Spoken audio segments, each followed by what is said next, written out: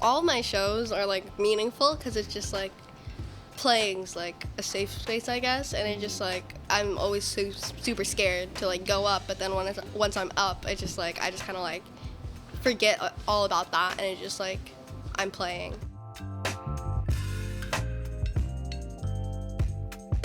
That was Presley, aka Peaboo, one of the 3 young humans in the band Peaboo and the Catz. I'm Jeff, and this is Storied San Francisco, a podcast all about the artists, activists, and small businesses that make this city so unique. This is a bonus episode all about Peaboo and the Catz. For this conversation, Peaboo is joined by her bandmates, Mila, who plays lead guitar and does backing vocals, and her brother Michael, who drums and sings backup vocals. Peaboo plays bass and works the lead vocals. Here's my conversation with Peaboo and the Catz. How did you guys meet? I think it was basically I think my dad met your mom or something. It's something like that. It was at someone's birthday. It was at our birthday. It was more or less through like the local Phil M artists community, right? Basically, something like that. Yeah, you can tell us.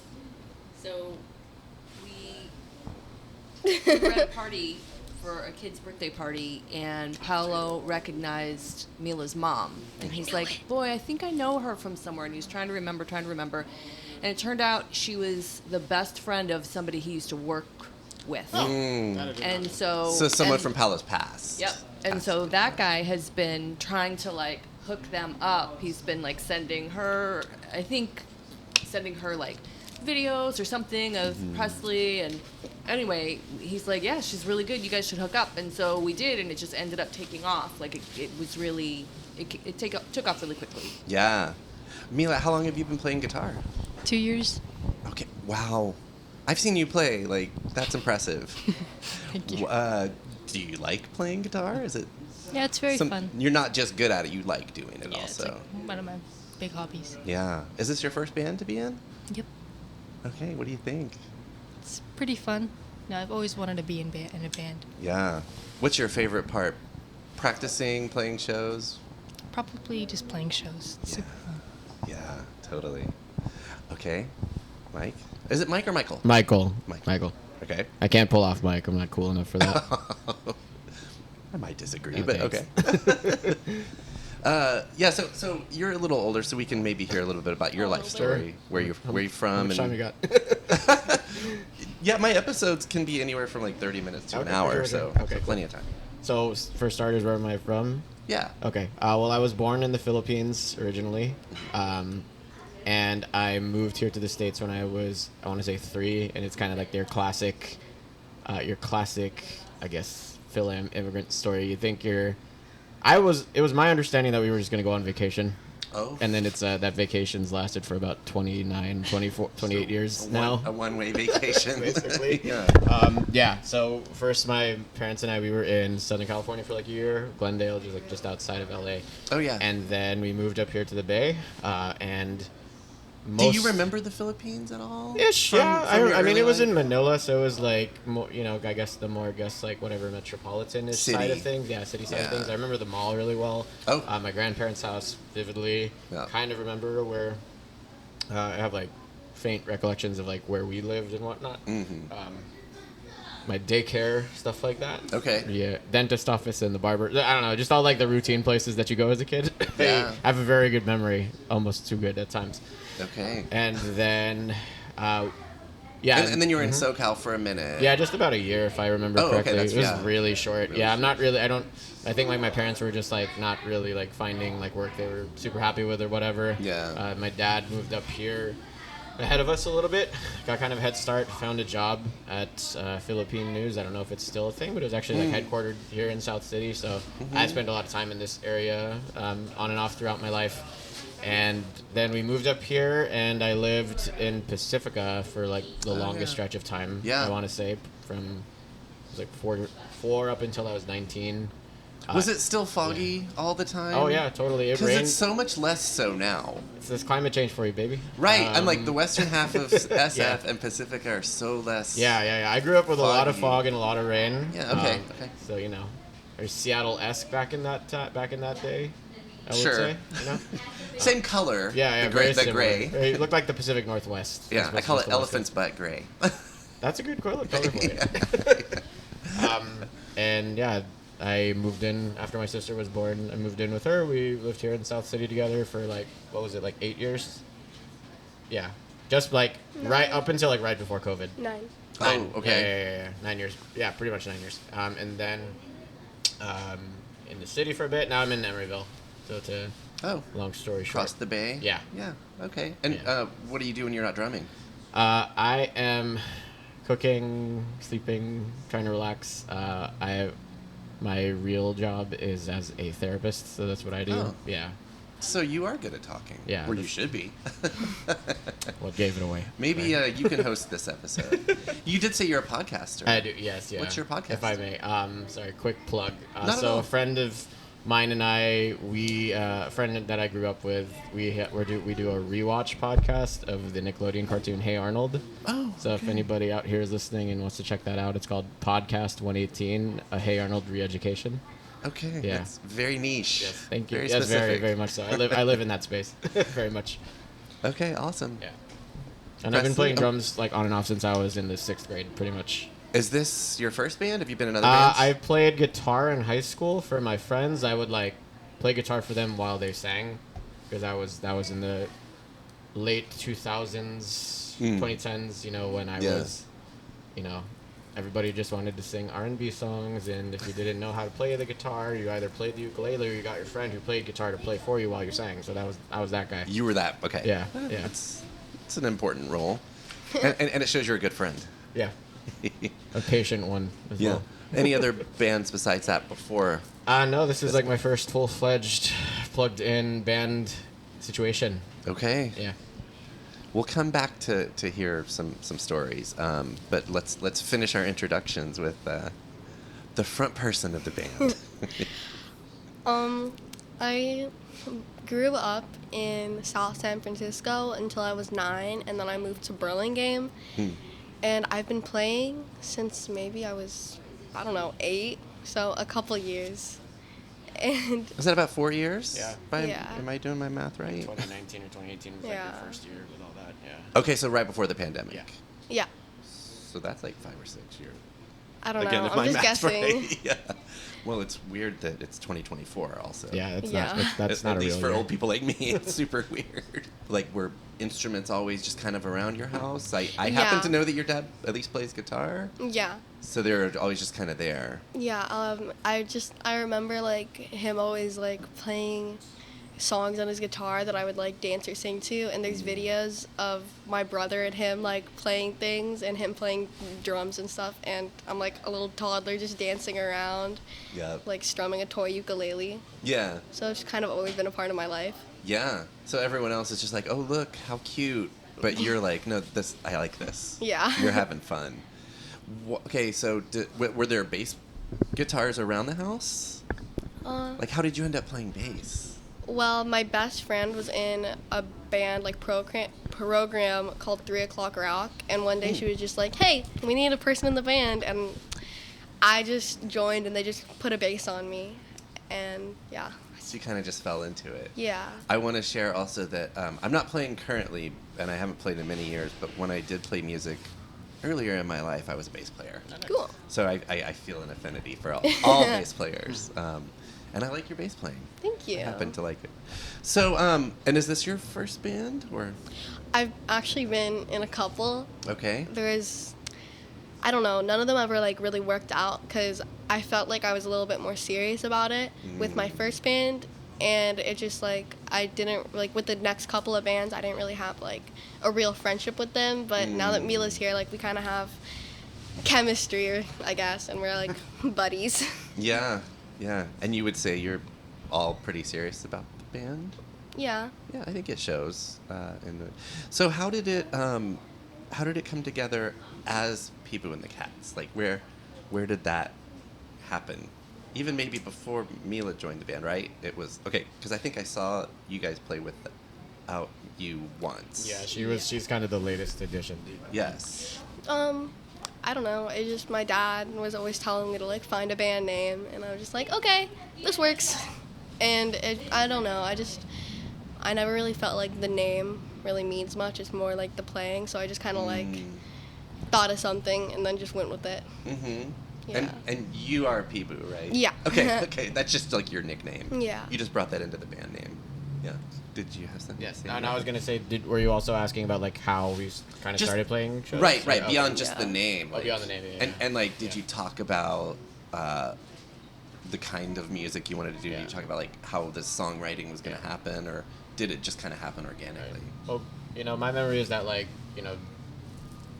our dad was like was going through the process of trying to find like kids like in the community, around the neighborhood and stuff, like to try and like put people together and whatnot. But it was Yeah. that was kind of challenging, right, Presley? There is not really like any people who my dad thought was like good enough, and there was this one kid that we went to school with, and he just like wasn't really like into it. So we just like started like branching out. Yeah, to, I think different like places. I think what you've learned through this is like, you can't really fake chemistry, right? Like a kid Right. can like someone can be really good. Like you can put musicians together, and they can all be really good at what they do and whatnot. But it's like if they're not like vibing or whatever, like as people or as musicians, then it's kind of like it feels forced, right? Yeah. Yeah, if they're not on the Yeah. same page. Yeah. Yeah, I see that in music. I see that in sports too. Sure. Yeah. Yeah. Okay, and so did y'all like have tryouts, or like how did that work? Was it always just you starting like with you Like two? no, or- actually, I wasn't even. You had like a drummer, right? I remember you kind of like. Yeah. You were like, oh, this kid, like he's good, but he's like kind of a dork or whatever. Like Yeah. you had some like slightly like harsh comments about him. It's fine. No, but there was like another version of this beforehand, right? Kinda, You guys yeah. practiced for a while. Yeah, for a little bit, and then I just decided that like we didn't really work well together. It wasn't you guys. The puzzle pieces weren't like fitting, right? Yeah. Yeah. And you're like, I know a drummer. Yeah. So I've then- got his number. So then it became this like, Partridge family-ish situation. Yeah. Where it was our dad was playing guitar and I was playing drums in her. So Yeah, I think it the Fanny show that Paolo that you played up there. Yeah, that was. Oh yeah, well yeah, we had a couple sisters, Zoe and Aubrey, who were also with Oh, us yeah. in another Yes. iteration of this They're lineup. great. But Zoe unfortunately had to go to college. What Oh, bummer. Zoe. Getting an education? How dare you? Yeah, well, and I actually just realized I kind of jumped ahead of myself because, like I said, I wanted y'all to talk about some of the highlights of shows and things that you've done. I would imagine that show at Yerba Buena's up there, right? Playing with Fanny. Mm-hmm. Yeah. Do you want to talk about that? What it was like and meeting them and. I mean, all of them are like really nice people, and it was like just kind of like an honor to play with all of them and just like see like talented musicians and just like see where I wanted to be where I was older and just like they've like been playing for so long, and it was just like I want to do that too. Yeah, and I guess a little more close in age. Ruby was a big part I of that love show. Ruby. Yeah, she's amazing. She's like your big Ate. musical big ate, right? Oh, yeah. There we go. Nice. Use the right words. There we go. Nice. Okay, any other show highlights?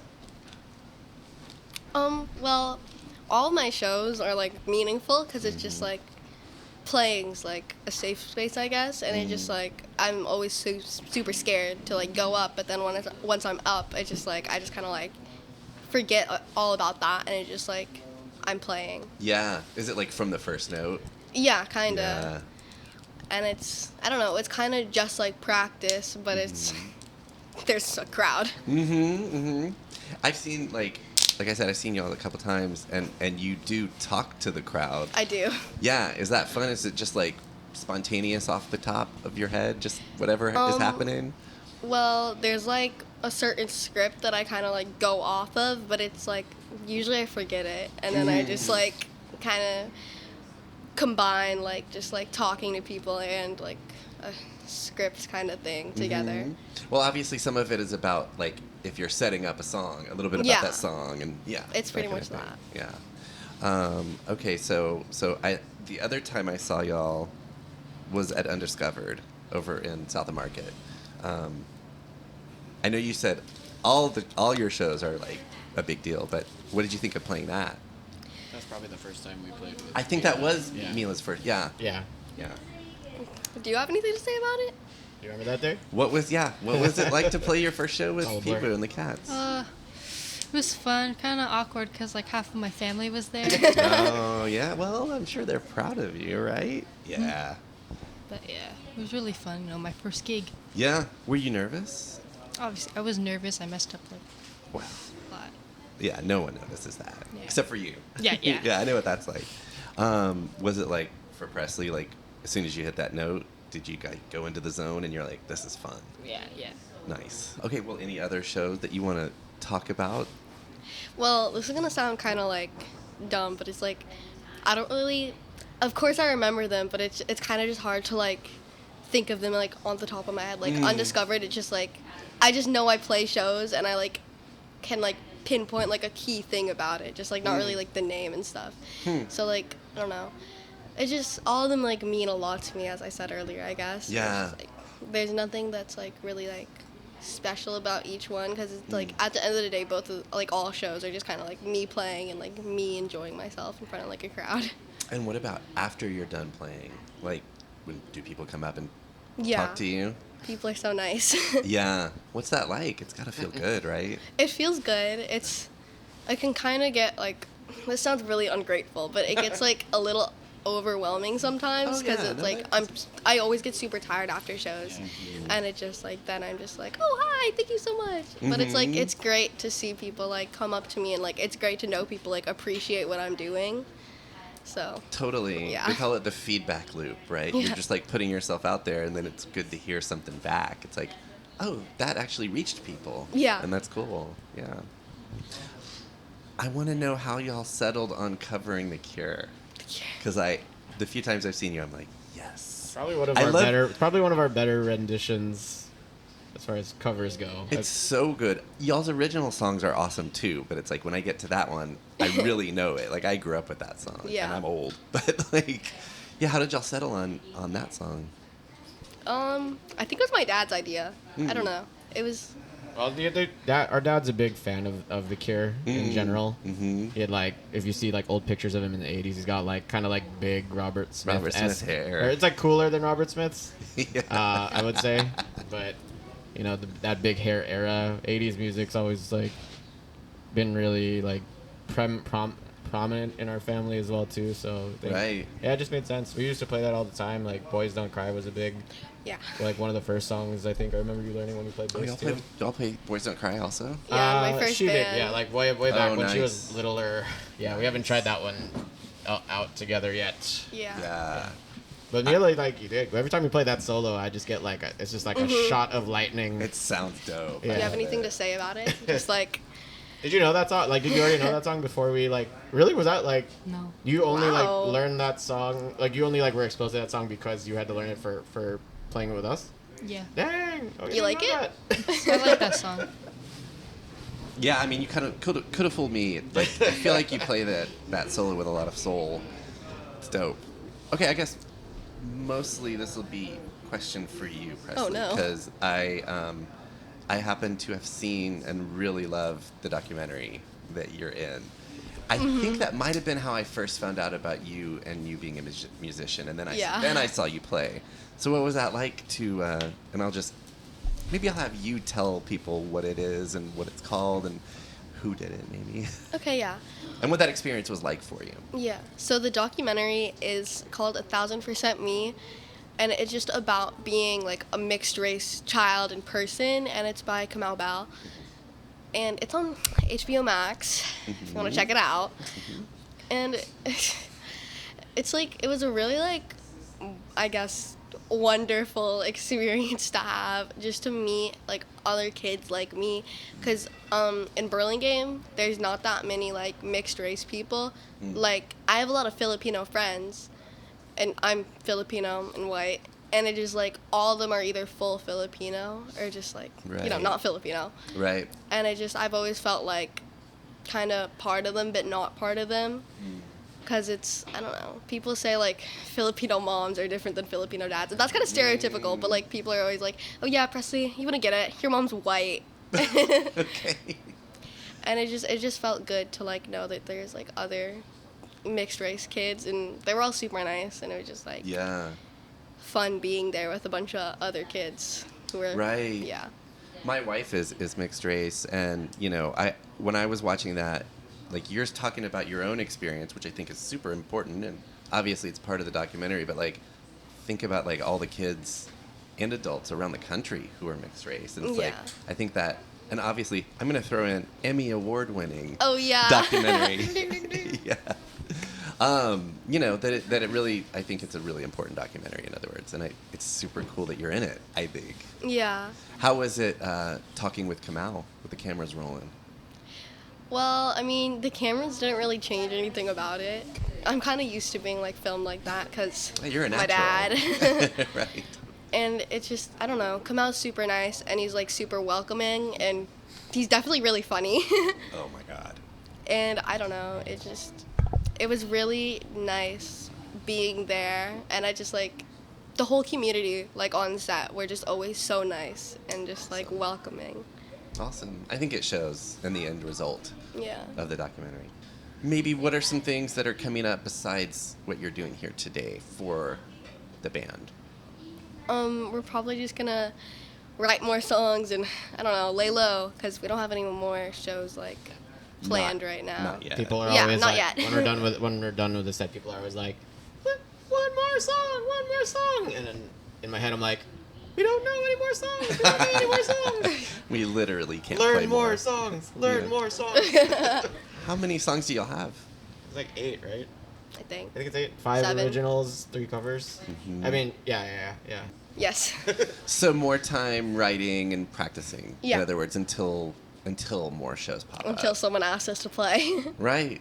Do y'all want to record? Yeah. That would. Is that in the works? Yeah. don't know, parents, is not that really, in the kind of, a little I bit. see Dad shaking his head. Big ol' yes. Yeah. I guess it is. Yeah. Have you recorded yet? I mean, besides just like We did one. demo One tapes? song, yeah. But now that Mila's here, I think I want to re-record it. Mm-hmm. Now that our guitarist is an actual child, I was like, how are you gonna end that sentence? Our guitarist is what? not my dad. Right. I guess I didn't ask you, Michael, what's your favorite part of the band? Is it like rehearsing, writing, playing shows? Well, the exercise is good. And drums. as a Drums is a drummer, lot of you work, know. right? Yeah, that's Yeah. probably my most consistent form of exercise right now. I mean, honestly, it's just like watching these two like get comfortable with each other and like the chemistry, both like on stage and like off and like during rehearsals and whatnot. I remember when my sister first started playing bass, I got like really excited, and I remember being kind of impatient as you were just like learning how to play songs that only had like 4 notes. I'm like get better so I can play with you. And then the timing kind of just worked out. I mean, I will say, like, full disclosure, if a person under the age of 18 decides to want to be your guys' drummer, I'm not going to stand in the way. But I do want to, I want to be here to support you guys in whatever capacity I can. And right now, this is how I'm doing it. So it's just, it's really just cool to... Yeah, That's and really honestly, like sweet. Mila, you and me, we have our little jams and stuff in between our run-throughs and whatnot. yeah. So those are really It's fun really to just sweet. like it's crazy. It really is crazy how just like universal music is as a language and whatnot. It's just like everyone online always goes like, they always put like the IYK, like if you know, you know, or Yeah. whatever, right? And that's so like played out. But I think that's how kind of music is. Like you just sort of lock in with people. Yeah, it's hard to describe or talk Yeah. about. It's like you have to do it, and then if you know, you know. Yeah. Yeah. Okay, let's end with how do people find you guys on socials and or if you have music up anywhere online? Well, you can find our Instagram. It's just Peaboo and the Catz. With a Z at the end. Yeah. Peaboo and the Catz with the Z. And we don't have any like release songs, I guess, but they're all on our Instagram. And yeah, just like shows, Live videos. Yeah. live music, which is Yeah. kind of the best. So y'all are on Instagram, is that it? Any other? YouTube as well, same. Peaboo and the Catz on YouTube, yeah. Mhm. For long form content.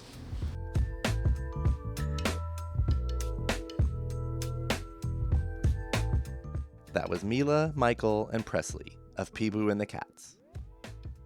On the next episode, meet Brett Klein, owner of the Lost Church San Francisco.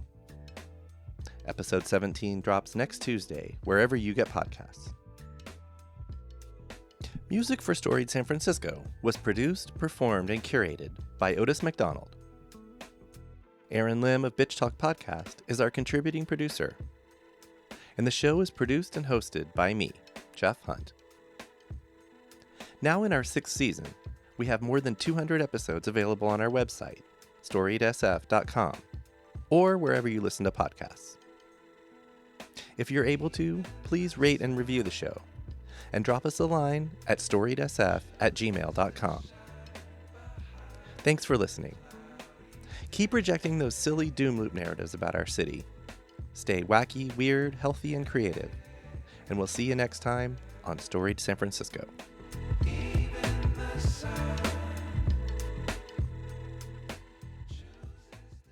We acknowledge and respect the first humans of the unceded land we call San Francisco, the Ramaytush Ohlone.